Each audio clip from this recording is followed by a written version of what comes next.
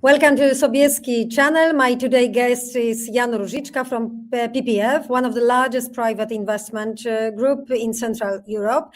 And personally speaking, a man who, as far as I understand, spends more time in airplanes than on the ground. And I'm not sure whether it is an investment strategy or just healthy investor level ADHD, always chasing in the next opportunity.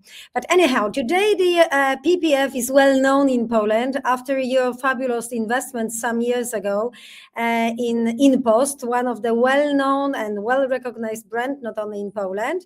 And the last news is regarding what to say, the change on the table. So the InPost is going to diminish its participation instead of FedEx and Advent. So my question is, I'm not going to deal and to dig into your investment strategy because probably it is not going to be public. But my question would be the first: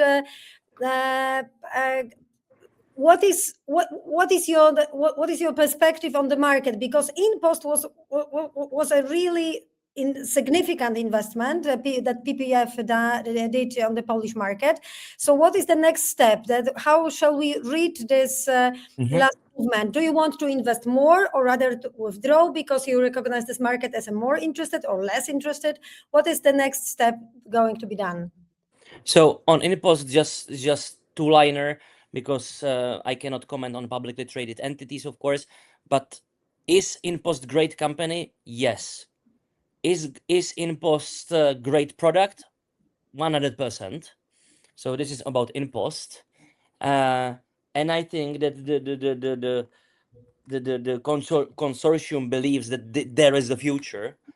So that's on InPost, and then on Poland. Do we like Poland as a PPF? Definitely. Do we admire Polish economic miracle, as you in Poland call it, a zloty wiek? For sure. Do we think that there is a future for us as a PPF? 100% as well. Mm-hmm. So do you think that, coming back once again to InPost, do you think that does InPost still have 2 or 3 times growth potential in your view for the next year? I cannot talk about this. Why? This is just a prediction of the market. So this is not about you need to ask analysts. You cannot ask company that is holding a significant amount of shares. Okay, so let me jump a bit to the number of the day. Jan, do you know 70 billion euro? Do you know what that number represents? 17 billion euro. Give me answer. This is roughly the annual trade volume between Poland and the Czech Republic. So we are among each other's most important economic partners. And does that number, to your mind, reflect the potential of an updated opportunity, or we can enlarge something, or what do you feel we can do better in the next coming years? So both you presented that in your social media last time, that the perspective of the Czech growth for this year is almost that much optimistic as the Polish one. But so can we do something more together, you think? Yeah, for sure. So you see the changes in both in both perspectives. Warsaw seen from Prague and Prague seen from Warsaw. So we always been important for each other, but the last 2-3 years it's really like, it's on a steroids.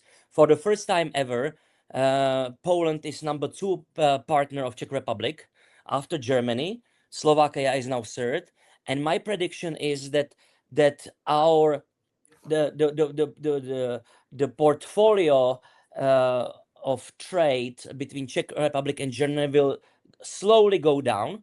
I would say that it was even unhealthy because it was almost 35%. Now we are for the first time below 30%, and Poland will go up. So at the end we have this, I would call it Mitteleuropäisch Eintopf, Central European. In Poland you wouldn't use Eintopf, we would say bigos. So I see big potential, and we see it. Dresden, Southwest Poland, Liberec region in Czech Republic. So I see a lot of growth potential, and I believe that there will be more trade and also more bilateral investments between Czech Republic and Poland, both sides.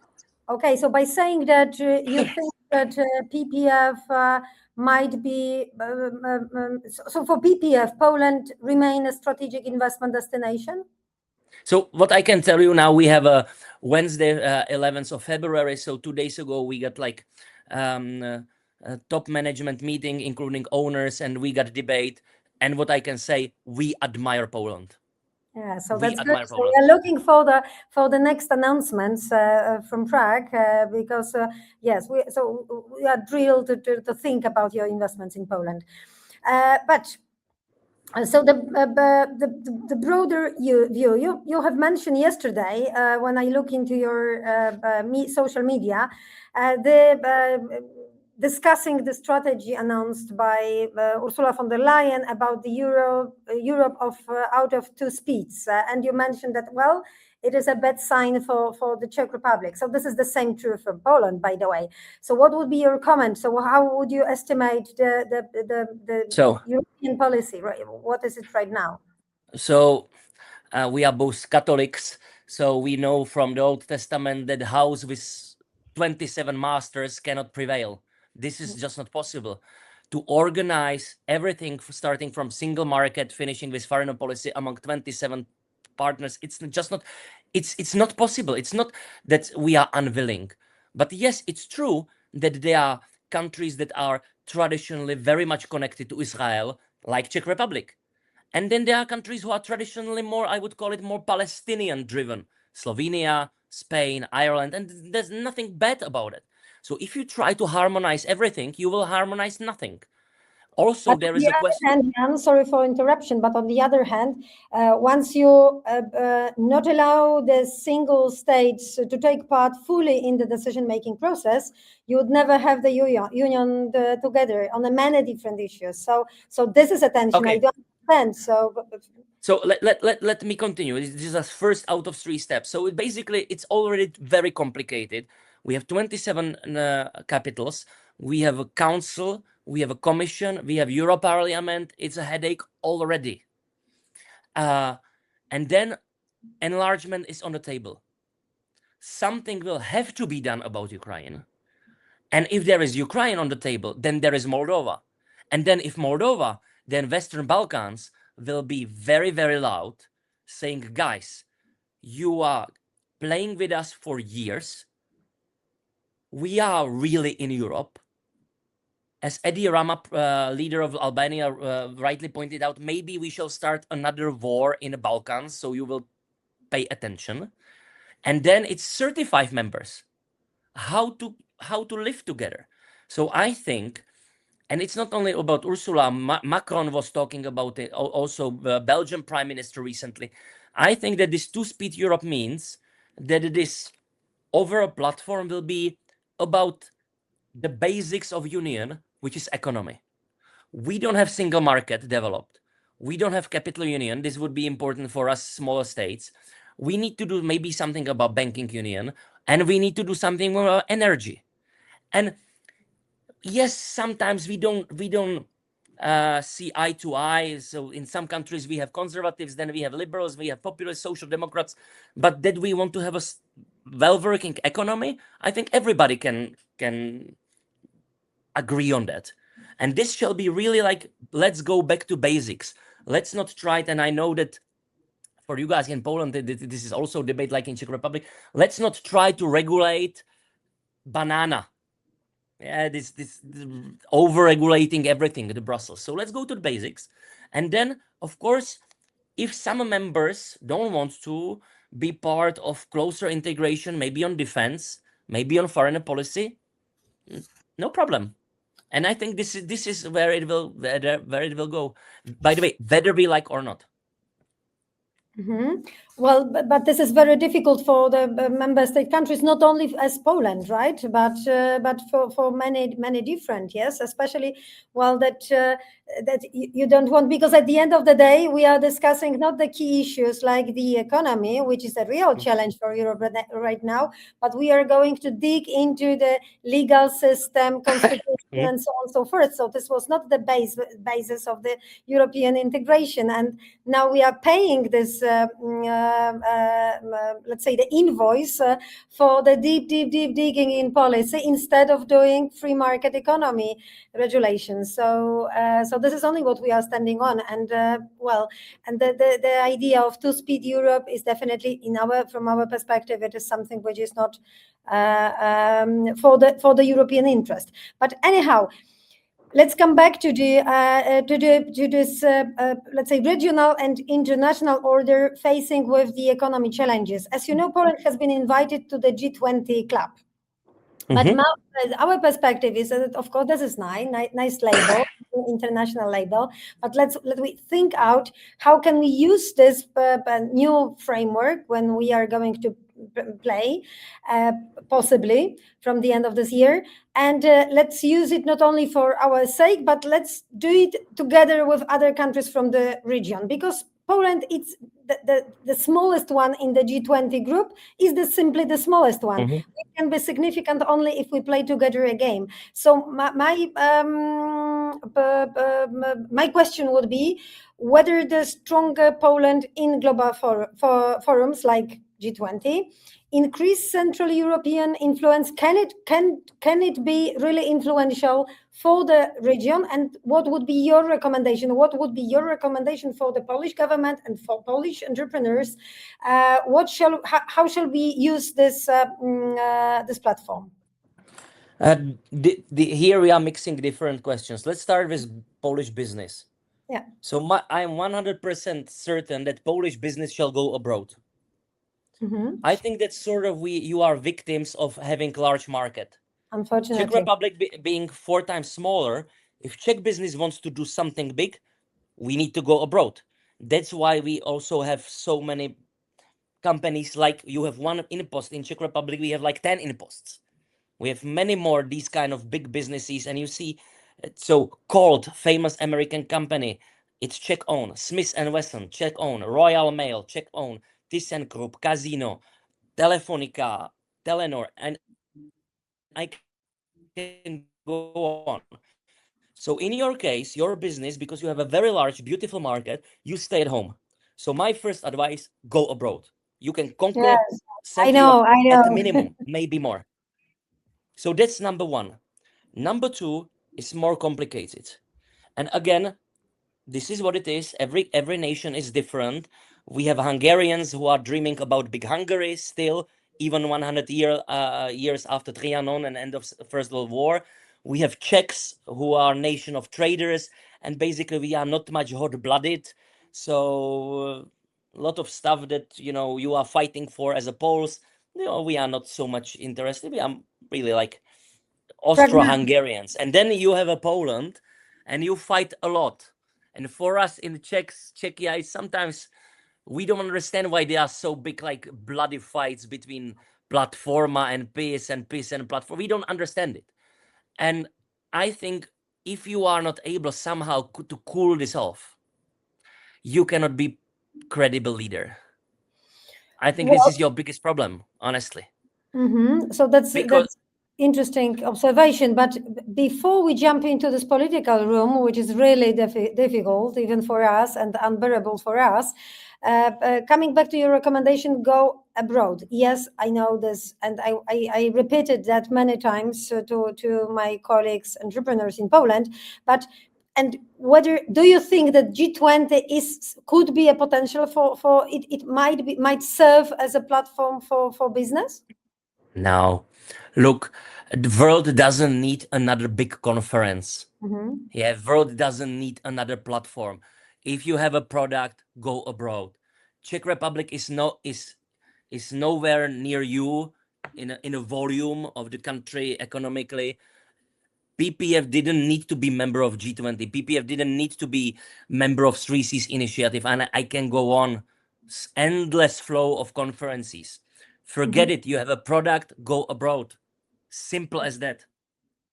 Well, but you know that the main market for the Polish business is still European market. There's a 70% of our export is going to that market, so which is not very optimistic in nowadays. So looking around South America or Asia, it's really excited journey, and it's really worth to be taken into account.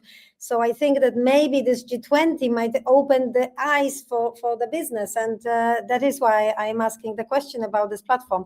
But yes, I honestly, I think that agree with you that of course this is not a key in conferences, yes, and being a part. Look, we are all victims of our geography, not only bad way, but in a good way.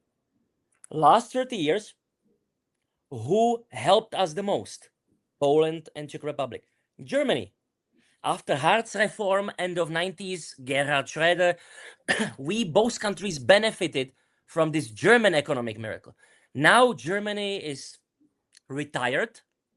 They need to do something with their economic model. Hopefully they will do something. But now both countries of ours are growing despite Germany. This is great. And you see there is more Polish business coming to Czech Republic and vice versa. So, and I don't believe that Poles or Czechs will be successful in Chile or in Zimbabwe. Why? Because why too much friction, too much frictions, too many externalities, and we have it in our company as well. So okay, there is a great opportunity in Kansas City, but there is also great opportunity in Bratislava. Where you go to Bratislava because it's next door. It's 30-minute flight. And these frictions are, first, let's conquer Europe. That's my advice for our businesses. This is my advice for your businesses. Let's conquer Europe. I think that if there is something that, that Poland shall exploit, it's Baltic Sea. At the end, and this is the final point to this, let's use Poland. Look, if I look historically, and this history we both like, you cannot change our DNA, which is very, very deep. This is hundreds of years. So what I see Austro-Hungarian region, and I see Hanseatic League and Baltic Sea, and I see Rzeczpospolita as Poland, Lithuania, Baltic. This is your natural region. And now with integration also in defense, Finland and Sweden, and also threat from the east. If I would be Poland, I would start being leader of the Baltic Sea. Also economically. Well, so as you know, that there are, especially nowadays, which is closer than ever because of the Russian threat, and this is obviously that probably in Madrid, the understanding of situation in Tallinn or in Riga is less. So what? In Warsaw, so that is why our neighbor countries, Baltic neighbor countries, are looking carefully into Warsaw. My question would be then that, let's say, this geopolitical question: would the Czech Republic prefer a strong Poland representing the region, or rather a balance of power with our clear regional leader? Why I'm asking that? Because you remember, Jan, even better than me, that before we join the train with the label European Union, we've been rather in a tension between us. It was not the deep love, and rather the deep and non-understanding each other, sometimes laughing each other. And I feel a bit that the situation has changed during last 12, 18 months. Yes, so we start to look carefully, the Warsaw look carefully to Prague, and the Prague is observing Warsaw with a much more understanding. So how do you feel about this? Whether the regional leadership is necessary, or rather, let's do as it is. So because we don't need any special leader. So, but first, and this is your homework, not only when we are looking as a Czechs towards Warsaw, but also others. Polish leadership is who? President Nawrocki? Prime Minister Tusk? Tell me. Yeah. So Tell me. the situation is complicated because of the So that's your problem. of the constitution. But anyway, so we do have a president and we do have a government. Yeah, so. but you understand, but because then you have a two foreign policies. Mhm. Your country doesn't have a ambassador in Czech Republic, if I'm not mistaken, and I can go on. Yes, that's true. But of course, but I can go on as well because the situation in Prague is not that easy between. Yeah, but we are not right. So. But we are not aspiring to be a leader. Yeah. Mm-hmm. That's the difference. Mm-hmm. So good point. Point taken. So if you are aspiring to be a leader, you need to have a homogeneity. Mm-hmm. What's the vision? Mm-hmm. And especially in these soft things as leadership, you are a leader either because you own something, and Czech Republic sometimes is called as another state of Germany economically. Mm-hmm. I don't see Polish like large businesses, only Orlen in Czech Republic. Mm-hmm. But I see Volkswagen Group, I see Siemens, I see Bosch, I see banks. So economically, Germany is leader here. Mm-hmm. So okay, put economy aside. Yeah, but this is a good point. But point taken. But you remember the COVID situation, and I think it was the first time in Czech Republic when people started to understand. But maybe hanging on 90% on one power, it is the not best solution in the crisis time. Sure, but again, I'm talking about you. I'm not talking about Germany. I'm just using example that either you are a leader because you economically own something, or because you are super strong and important in defense, United States for sure, and NATO, or you are, I would call it, thought leader, idea making. And again, I'm coming to Poland. What's the idea? What's the idea in Poland? Shall we be closer to Brussels? Shall we be closer to United States? What's the idea? So first you need to do this homework, and then you can sell it abroad. I would say if it is me who is decisive about Poland, I would say you that let's play our own game. So we are in Europe, and this is our interest because 70% of our export is on that market. But be smart, play smart, and keep close to United States because you need the soldiers and the weapon in terms of war or so on, because nobody else is going to help us in defending. And I agree with you 100%.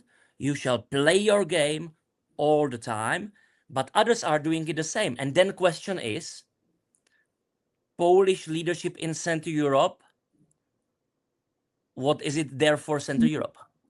Yeah, right. So I'm always saying that we should play our own game. Yeah. So because and that is why I'm looking for those. I would love to have a kind of a balance and to see kind of a balance of investors on the Polish market. Unfortunately, we don't have such a big investment funds as a PPF and other Czech funds, which are uncomparable with the private sector, private investors in Poland. Absolutely, in the percentage, in the volume, in the value. So that's amazing what has happened in Czech Republic after 1989 in that matter. So, and that is why it was so carefully observed once PPF decided to invest not only in nice skyscrapers in Warsaw, but also in Post, and also is starting to be more and more active with Skoda Transportation. So heavy industry also in a PPF pocket. Okay. Idea here. Idea here, maybe, and you can tell it to your politicians. If there is some role for Poland to play in Central Europe, whole Central Europe is built on heavy machinery. We are industrialists, Poles, Balts, Czechs, Slovaks, Ukrainians as well. And also, we need cheap energy. This is where we see eye to eye. And now there is another big debate in Europe, debate about European champions. And this is where I disagree with our German friends, because our German friends would like to have all the, now it's a little bit a joke, but only half joke, but our German friends would like to have these European champions only from Germany and only from France. As always. So I think this is where we need stronger voice Mhm. of the region, telling, hey guys, we have a Skoda, we have a Pesa, we have InPost, we have many other companies in the region, and we are the champions here. Mhm. So I think this is, by the way, this is badly needed. And also, I think this is the topic where your president and prime minister can play together. Well, I think that despite the internal discussion in some really critical point, they are speaking the same voice outside Poland.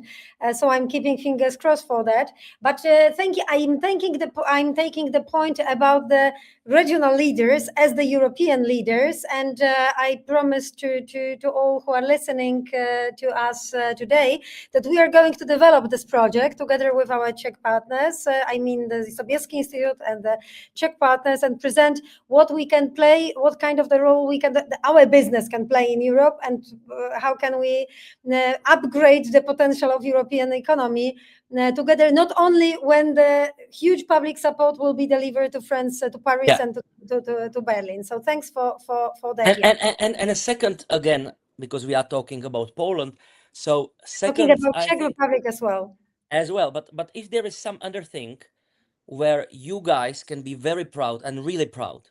Mm-hmm. So biggest and the best army in Europe is army of Ukraine, and the second best is army of Poland. And I think that to be more bullish on this, and again, this is, I think, that where your president and prime minister see eye to eye. Mm-hmm. This is a big tradition of Polish military. And I think that you shall project it also to Central Europe, to be more active with Czech military and Balts and so on together. Mm-hmm. Well, so this is also the role that should be done in Prague, not only in Warsaw, but of course, as we speak about the leadership. So this is definitely the point.